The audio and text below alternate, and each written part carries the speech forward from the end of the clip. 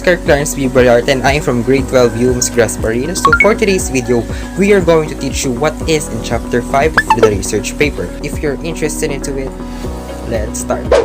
Chapter 5 of quantitative research contains these parts: summary, discussion, conclusion, recommendation, and lastly, references. Reminder, it is important that everything in this last section is based on the results of the data analysis. In addition, the conclusions and recommendations must be directly related to the data that was collected and analyzed. The first part of chapter 5 is the summary, in which you explain the short version of your findings and study in your research. Remember, in writing a research summary, you should always keep it short and simple. The word summary is already the clue as to why. When writing the summary, you should always write in past tense since you are only refreshing the reader's mind.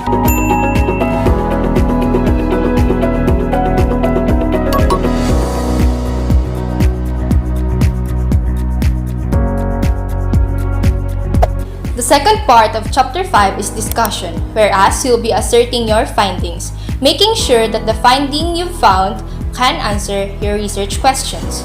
This is the part where you sell your research. State the possible reasons, causes, and factors for the findings or results stated in the summary.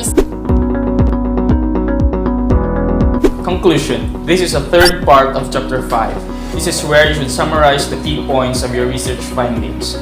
If can be applied, this is where the hypothesis of your research can be answered. In this part, even if you did not get the results that you were expecting, you should explain why. Fourth part of chapter 5 is recommendation, which takes two forms: recommendation for further study or recommendation for change. Each recommendation should trace directly to a conclusion.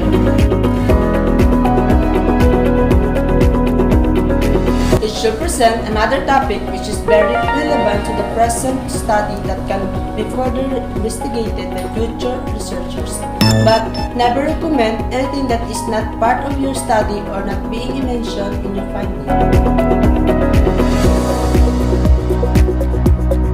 A recommendation should be logical, specific, attainable, and relevant. Should be addressed to persons, organizations, or agencies directly concerned with the issues or to those who can implement the recommended solution.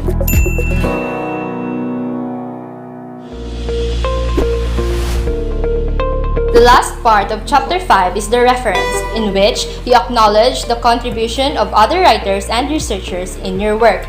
It is always important to put references in your work to avoid plagiarism.